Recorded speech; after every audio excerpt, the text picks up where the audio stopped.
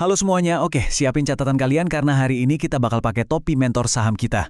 Kita akan bedah bareng-bareng secara objektif salah satu cerita turnaround yang paling masif dan jujur aja, paling sering jadi bahan perdebatan di industri baja nasional kita. Yes, kita bakal ngebahas PT Krakatau Steel atau yang kode sahamnya keras.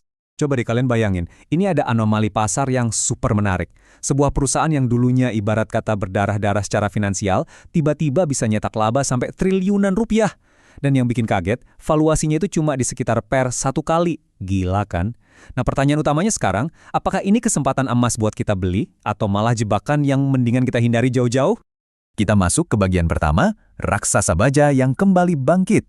Buat tahu ini value trap atau tiket emas, kita harus ngecek dulu gimana kondisi fundamental keuangannya berbalik. Lihat deh lompatan drastis ini. Di tahun 2024 mereka masih rugi gede, 154,7 juta dolar. Tapi, boom! Cuma dalam 1 tahun di 2025, angkanya berbalik tajam jadi laba bersih raksasa, 339,6 juta dolar. Ekuitas mereka pun ikutan meroket tajam. Nah, yang bikin makin penasaran, momentum positif ini ternyata berlanjut ke kuartal pertama tahun 2026. Mereka berhasil ngantongin laba bersih lagi sebesar 4,6 juta dolar. Ini nggak lepas dari pemulihan volume produksi mereka pastinya, karena fasilitas hot strip mill dan cold rolling mill yang udah mulai beroperasi dengan sangat optimal. Lanjut ke bagian kedua, rahasia di balik laba triliunan. Tapi tunggu dulu, sebagai investor yang street smart, kita nggak boleh gampang terbuai sama angka. Kita harus bongkar dalamannya, dari mana sih triliunan ini sebenarnya berasal? Kuncinya ada di satu istilah, yaitu haircut. Di dunia restrukturisasi, haircut ini ibaratnya pihak bank setuju buat memangkas atau menghapus sebagian besar utang si perusahaan secara permanen. Jadi gini prosesnya, perusahaan ini berhasil melenyapkan beban utang yang super berat cuma dengan bayar sekitar 20% di muka. Mereka bayar 49,65 miliar rupiah dan 31,81 juta dolar ke 4 bank swasta. Imbalannya, bank-bank ini setuju ngasih diskon penghapusan utang yang luar biasa fantastis sampai 80% dari sisa pokok utangnya. Langkah agresif tadi emang sukses memangkas total utang restrukturisasi mereka sebesar 12,5%. Tapi, nah ini tapinya, kita harus objektif.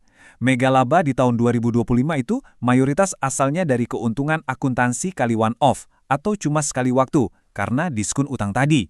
Jadi harus diingat ya, ini bukan murni arus kas operasional hasil jualan pabrik. Sekarang kita masuk ke bagian ketiga, kekuatan baru dari BPI Danantara. Turnaround struktural sebesar ini pastinya butuh dukungan institusi kelas kakap dong.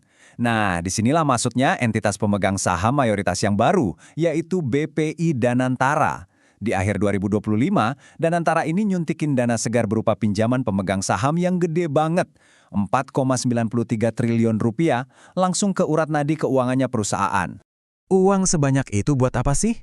Alokasinya ternyata sangat spesifik. Dana segar ini difokuskan buat beli bahan baku case lab, buat dukung operasional cold rolling mill, dan nambahin modal kerja. Tujuannya simple, buat mastiin tungku pabrik tetap menyala dan target volume produksinya bisa kecapai, tanpa ada lagi drama masalah likuiditas yang nyeke. Bagian keempat, dan ini yang paling ditunggu-tunggu, valuasi dan menghitung harga wajar. Mari kita cari tahu di mana letak margin of safety kita. Rasio price to earnings di angka 1,11 kali itu emang kedengerannya gila banget, super murah. Tapi ingat, reality check kita tadi ya, kita wajib banget menyesuaikan ekspektasi kita karena kita tahu persis kalau laba dari restrukturisasi utang yang sifatnya one-off ini nggak bakal keulang lagi di tahun depan. Tapi biarpun begitu, pas kita coba evaluasi nilai aset bersihnya, book value per share atau nilai buku per saham perusahaan itu duduk mantap di kisaran Rp627. Angka ini benar-benar merepresentasikan nilai intrinsik dan aset berwujud nyata yang dipunyai sama KRAS. Nah, ini yang sering banget jadi dilema abadi buat para value investor. Di satu sisi, kalian dapat margin of safety yang super tebal karena di backup penuh sama aset keras. Tapi di sisi yang lain, kalian juga harus legowo buat nerima kenyataan kalau laba masa depannya itu pasti akan mengalami normalisasi. Terakhir, bagian kelima, proyek masa depan dan resiko. Buat finalisasi perhitungan harga wajar kita harus menimbang katalis pertumbuhan masa depan dengan ancamannya. Manajemen punya target lompatan yang sangat agresif nih. Mereka pasang target 4,5 juta ton produksi baja di 2026. Fokusnya buat ngesuplai kebutuhan proyek infrastruktur nasional dan industri perkapalan berskala masif. Nggak cuma itu, bakal ada mega proyek hilirisasi senilai 30 triliun rupiah di Cilacap yang siap di groundbreaking. Kalau proyek terintegrasi ini jalan, ini berpotensi ngubah total rantai pasok mereka dan pastinya memangkas ketergantungan perusahaan terhadap impor bahan baku secara signifikan. Tapi ingat, sebagai investor kita nggak boleh tutup mata sama angin sakal global. Memang sih harga biji besi dunia lagi mulai memoderasi akhir-akhir ini. Tapi risiko disrupsi rantai pasok kayak ketegangan di Selat Hormuz kemarin itu masih jadi ancaman operasional yang selalu membayangi. Pada akhirnya, nasib saham ini adalah tentang pertarungan dua sisi ekstrim.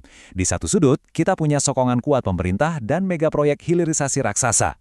Tapi di sudut yang berlawanan, mereka harus mati-matian ngelawan ancaman brutal dari banjirnya impor baja murah asal Tiongkok.